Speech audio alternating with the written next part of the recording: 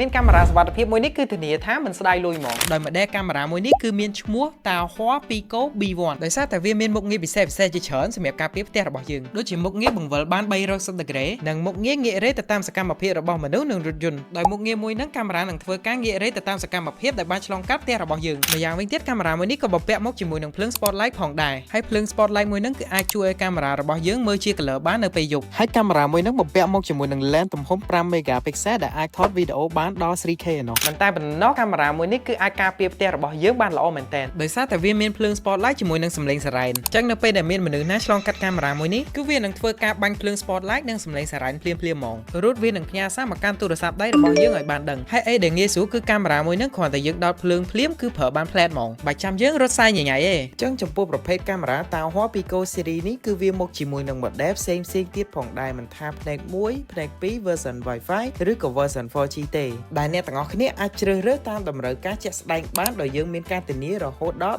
12ខែផងដែរដូចនេះសម្រាប់ព័ត៌មានបន្ថែមឬតម្រូវការជាក់ស្ដែងអ្នកទាំងអស់គ្នាអាចឆាតទៅកាន់ Facebook Page Meta Tech បាន